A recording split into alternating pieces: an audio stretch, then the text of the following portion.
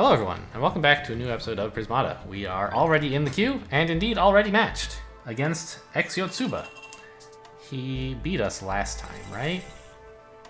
I forget what that was about. What is this? So Borehole plus Lance-Tooth is a thing we've done before that's been pretty good. Player 1 here? I'm clearly getting 2 drones.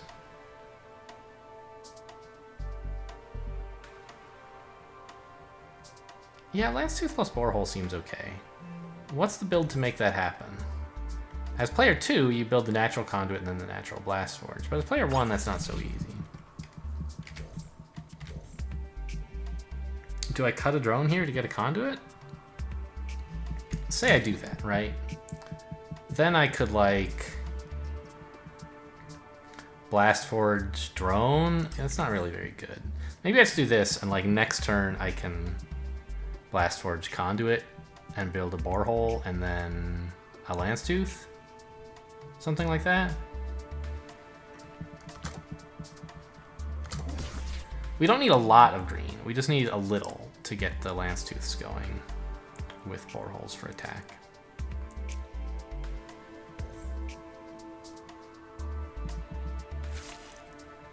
Red. Can you really Grimbotch rush me? I don't think so. And Shiver Getter is going to be terrible against Borehole Patrollers.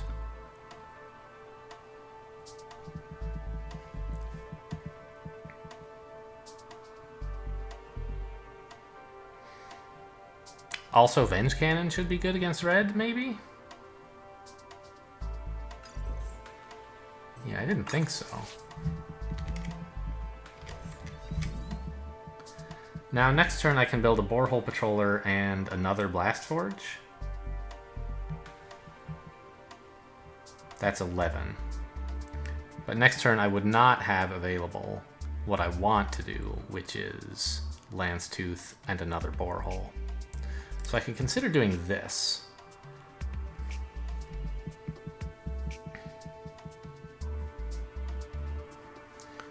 Then I can actually do what I want, right? Spend 11 next turn. I'll have 2 left. Plus 10 more is 12. I can get Borehole Lance-Tooth. And then like Lance-Tooth wall? I don't think I would be able to afford the wall. Okay. I'm gonna try this. I don't think it times out right. I think it ends up coming up $1 short. But it puts a lot of pressure on him. It's only short if what I want to do is build a wall, right? I could like build an Oride core or something. At least I'm getting some use out of the blue.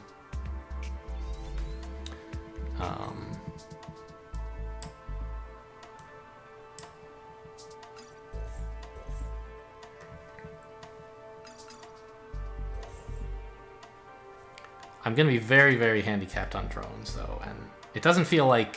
I mean, green-blue is not something you want to do with no drones, right?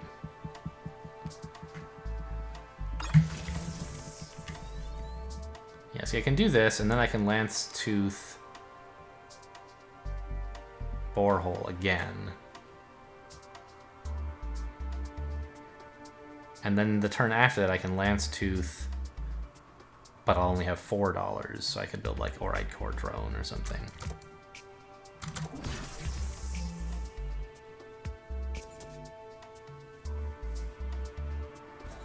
I guess he's threatening something pretty similar, huh? But I'll have a Borehole up. I'll have a Patroller up, so his Lance-Tooth is not going to be that great. I guess mine is actually like not great either. It's actually threatening to hit him next turn, isn't it? Like, do 2 damage? The Pixie kills an Engineer right now? So maybe I shouldn't build the Lance-Tooth at this moment.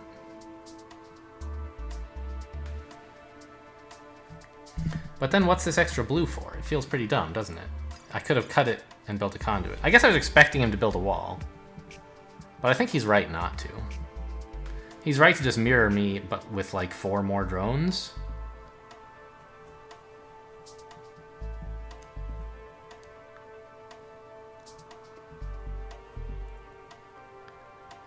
in exchange for the tempo.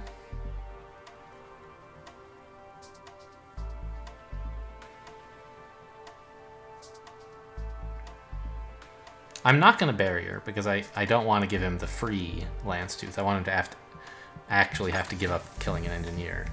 But I think this is fine. It's not what I wanted to do.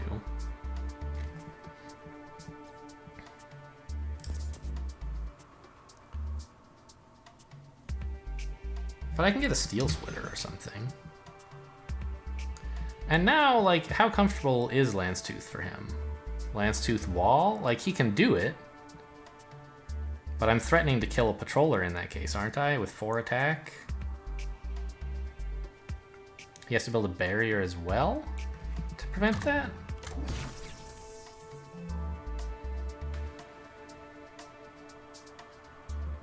And in the meantime, he's giving up on killing the engineer, which he could do.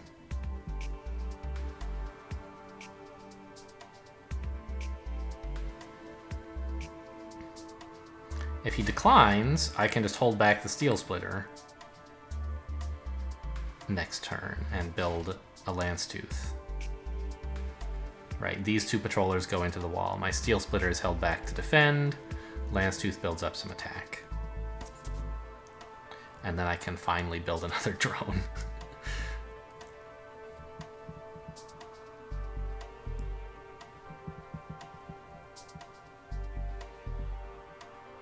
He'll be building a Lance Tooth next turn, though, because his 2 patrollers will be going into my Steel Splitter. Oh, he's gonna do it. Okay, interesting.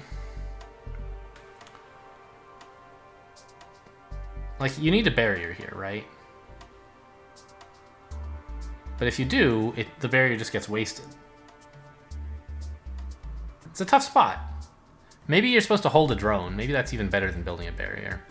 That forces me to actually attack to cause you to lose your patroller. Alright, see here, I don't mind clicking everything to make him uncomfortable. He has to lose either wall or patroller when I click everything. I don't get the borehole or the Lance Tooth off, but that's fine. I'm getting great value out of this attack. I'll just build another patroller or something.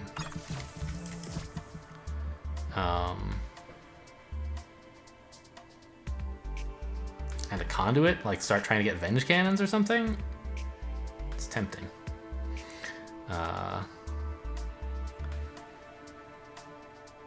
But I just like... I don't think that's really realistic to get that much green in my life.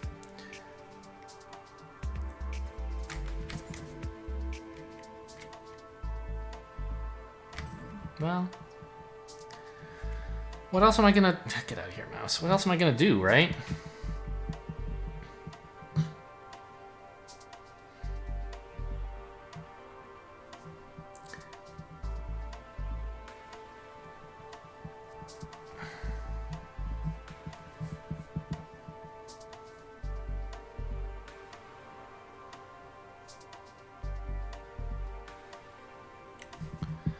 The extra blue is looking dumb, but I'm not going to build an Oride core. I don't really see it helping. It's just a question of, can I ever really transition into Venges with all these patrollers? They're like... I think he'll be able to chew through them if I do. So maybe this whole Venge thing is a dumb idea and I should just drone. No, I can like use these for barriers or something. I guess it's fine. And if he gives me the time, then I can get Venges instead. And like, yes, he got 1 efficient Lance Tooth, but he hasn't been able to get any more attack, which is great for me.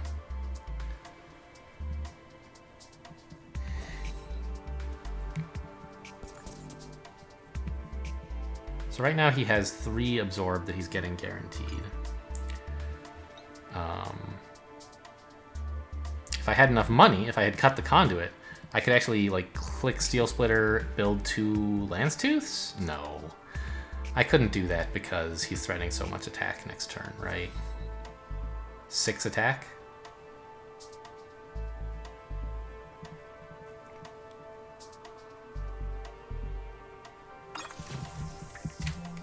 So what if I just build my own Lance Tooth now?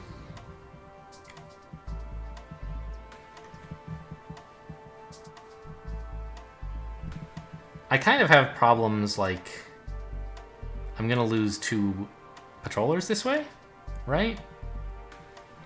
If he attacks with everything, which he should.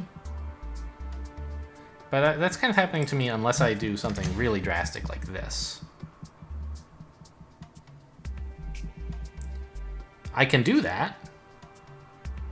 But if I do...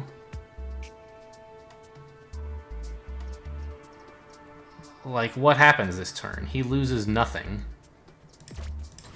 Well, I can make him lose both NGs. The Steel Splitter click is free in this line, so the Pixie's just killing an NG.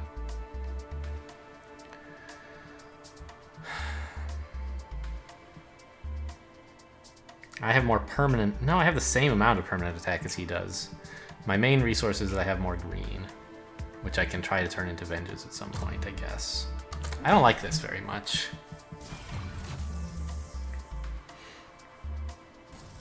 I also have more NGs and more walls, so it's sort of harder for him to keep his patrollers alive.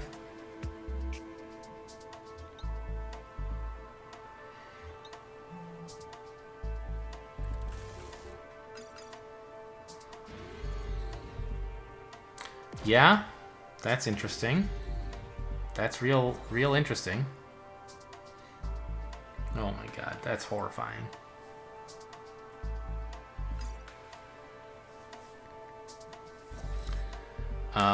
What does this mean to me? It means my attack does nothing if he builds a barrier. And it means that he's not really attacking me, so I can, like, try to build another conduit and switch to Venges? Maybe?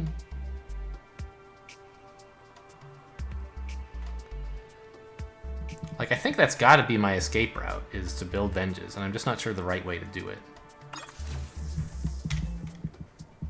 I also don't really believe it's working all that well. Okay, so clicking here does kill a drone, so I might as well do it. And...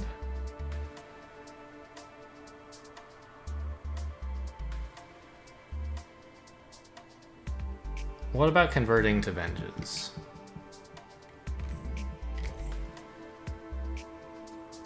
I could do this.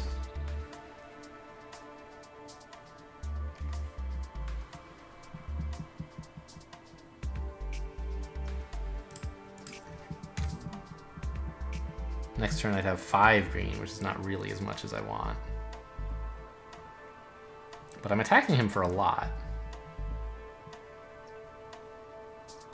I guess I'm losing an attacker this way?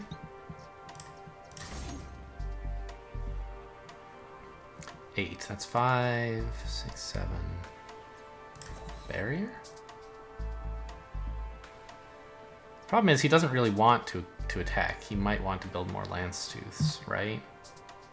He's attacking for at least 3, so the barrier's doing something, unless he builds a Lance Tooth. I don't know if he's going to do that or not. I think he will if I give him... If I give him the chance, he'll attack for enough to kill a patroller. This way, I can lose all this stuff and keep a wall and all the patrollers. It doesn't seem great, especially since it cost me some green.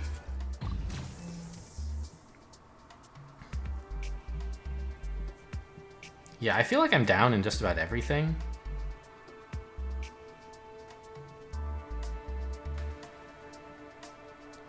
Except in amount of immediate pressure, I guess, which is an area in which I do have a slight advantage.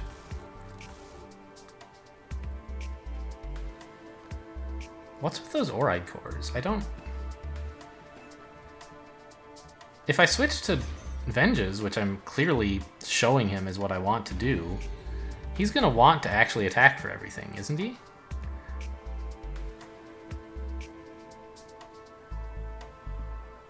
So I don't really get the Oride core. Yeah, obviously this turn, if you build a Lance Tooth, my barrier looks pretty stupid. Sure.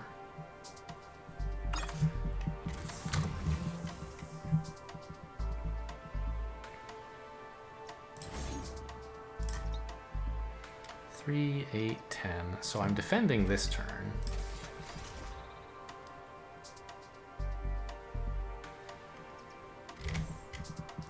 Next turn I can't quite convert all my drones.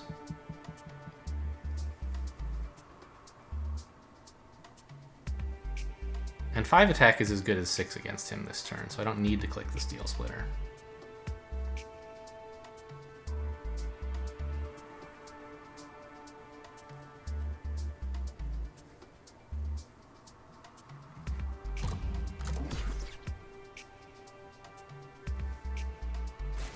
I mean, yes, he can do that. He can lose Patroller into Lance Tooth, and then 5 is worse than 6. But does he really want to do that? I don't think so. I think he'd rather lose a wall.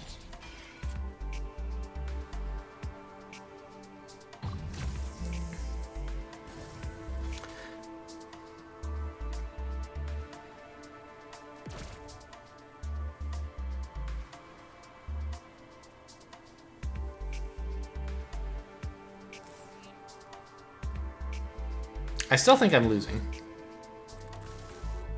I still don't get his Oride Cores. What can you do, though? He's having trouble attacking for everything. That's a big advantage that I have, is I'm putting on enough pressure that he's unable to use the attack he's been building. So that's nice anyway. This turn I can wall Venge if I want, actually.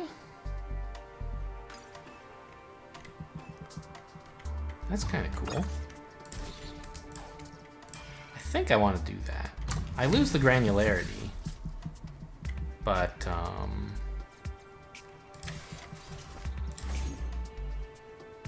well, I don't really want to do that, do I?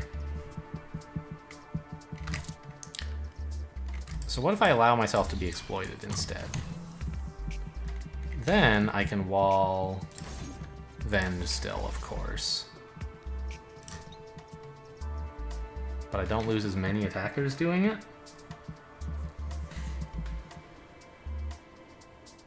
Seven.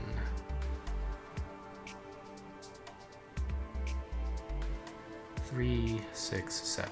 Okay. So even if I attack with Steel Splitter, he doesn't have to lose an attacker.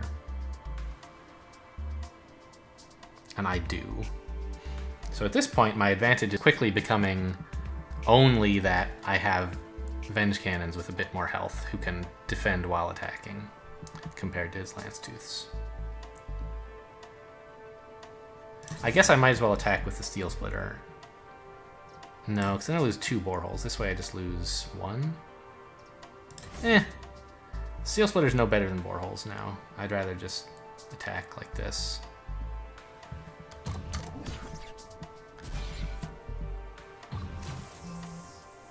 Like he has as much attack as I do and way more drones, right? Which is why what I'm getting at is my advantage is that my attackers have a little bit more health. I don't think that's enough, but I mean, I also can click them to create a bunch of Gauss charges.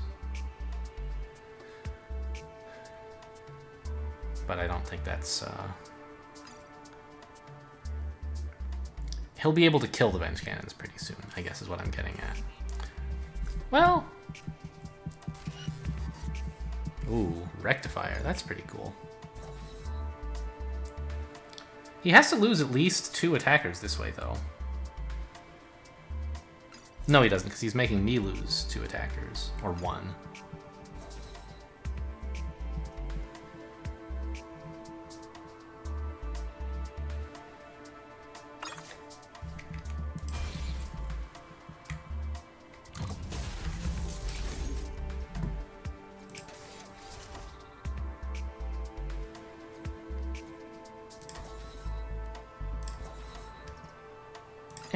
I'll just build the engineers. Green's pretty good. I'd like to keep it.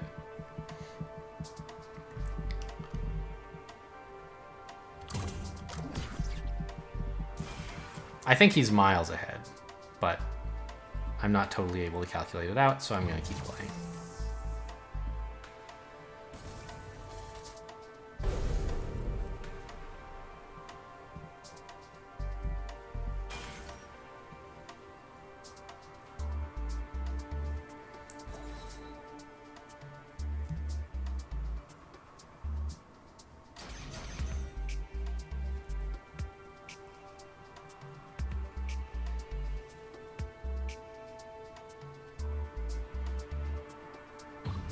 I miss the old Exiotsuba, the one who we crushed the first time we ran into him, and then the second time we ran into him, he resigned. That's much better for me than this, well, I don't know if we crushed him, we beat him anyway. This new guy who wins. I don't like it. But, I don't know. Again, like, you know, my attackers have a lot of health. Maybe he's gonna have some trouble blocking.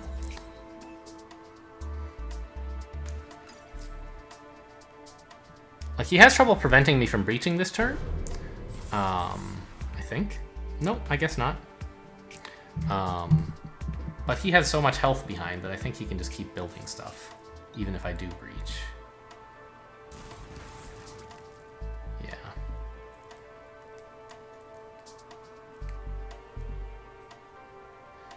Yes, okay, he has enough economy. I think he, well, whatever. I'll just keep clicking stuff and see what happens, right? I really hate this wasted green.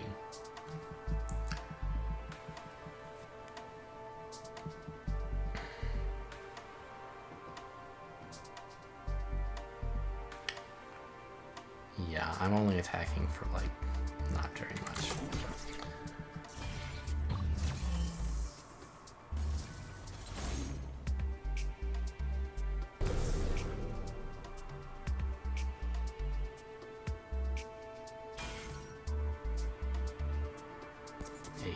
And he can just wall. Okay, fine. I give up.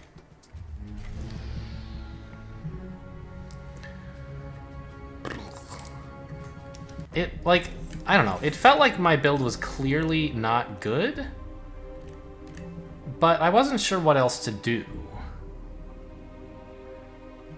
Like, if I let him, if I just drone up and let him get the advantage, or the initiative, I should say, on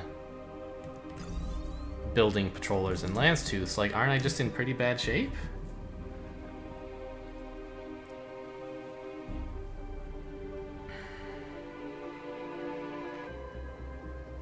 So let's talk a little bit about Prismata philosophy. There was something that Elliot said many years ago when players were talking about, you know, player 1 versus player 2 balance. Let's look at the initial state of the game. What's different, right? It's pretty clear that player 2 has more drones, right? So that's an advantage. But player 1 gets to go first. That's a less obvious advantage, because just looking at the board state, you can't tell who's going first, but in fact it is player 1.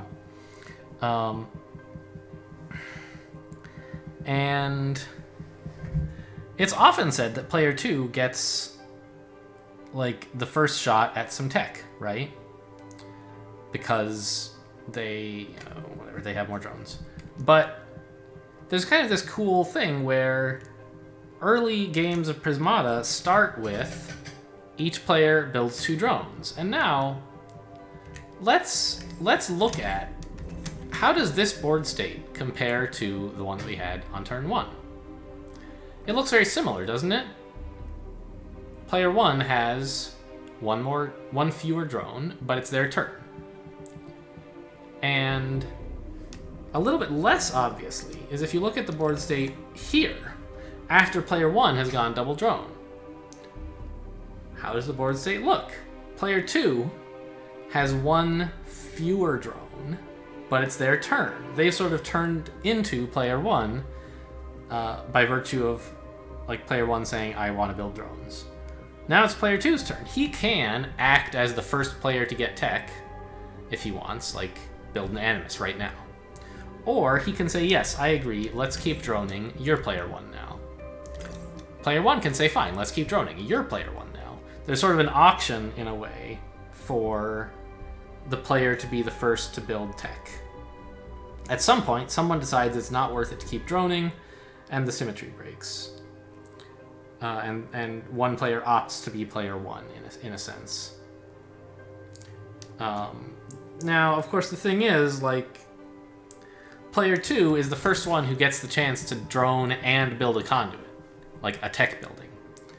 And that's why people sometimes say player 2 is advantage, stuff like this. Player 1 has the option to do things first, but they usually have to cut drones to do it. Whereas player 2 can do something sort of reasonable without cutting any drones. But you know, they have to give player 1 the chance to do it first. And player 1 can say it's not worth... Building more drones isn't worth it. I need tech. So, anyway. I don't remember why I started talking about Prismata philosophy. I guess it was because I felt really bad about this. Floating the 3 gold obviously looks pretty stupid. But it poses, I thought, a big threat to the opponent of, like, look, an obvious thing to do here is Borehole Patroller, and then when you build wall, build a Lance Tooth. But you want to follow that up with another Borehole Patroller, so you can build another Lance Tooth. And so my thinking was, if I build a drone here, I won't quite have enough money. And... like, was it a good build? Evidence points to no, right? Like, it didn't work out, and in particular, my opponent didn't oblige me by building a wall. He saw, I think, why I was cutting a drone in order to do this. Well, in fact, when I built the second Blast Forge, it becomes much more clear to him. And he didn't oblige me by giving me the Lance Tooth value. So the fact that my opponent can do that as a counter to my, you know, cutting the drone play, make me look bad for cutting a drone, wish I had it back, argues that I shouldn't have built that way, right? I should have just, like, kept droning and tried to figure something else out. And so in that way, it was a failure. But I'm still happy about what happened this game because I did a better job of planning for the future than I usually do. I said, what's going to happen this turn? What's going to happen the next turn? What am I going to want to do the turn after that? Do I have enough money to do the thing I want to do? And I came to the conclusion that no, I don't. And I addressed it by cutting another drone. Another way to address it would be to play a different build. Don't do that. But I think what would be a mistake is to drone here, planning to, like, build 2 Lance Tooths, because it turns out you can't actually do that. And that's the kind of mistake that I make often enough that I'm still glad I didn't make it this game, even though it didn't turn out well. I did better at a thing than I usually do. Even if some other parts of the game suffer, you know, we can work on that. You know, figuring out plans and counter plans, I didn't do as well. Figuring out how to build something when what I wanted to do doesn't really fit into the build. Those are all things I would happily improve on. But, you know, what I did, I'm also reasonably okay with. Even though it didn't work out, I exercised a skill, so that I've been trying to work on. And, I don't know, my opponent just had, like, better plans here. So, after that, the game was sort of over. Like, I stuck around for a while, but having cut a whole bunch of drones to really do nothing, clearly ended up costing me a lot. Okay, well, that postmortem took a while, and so did the game. And so I think I'm just going to call this the end of the episode. Thanks for watching, and I'll see you next time.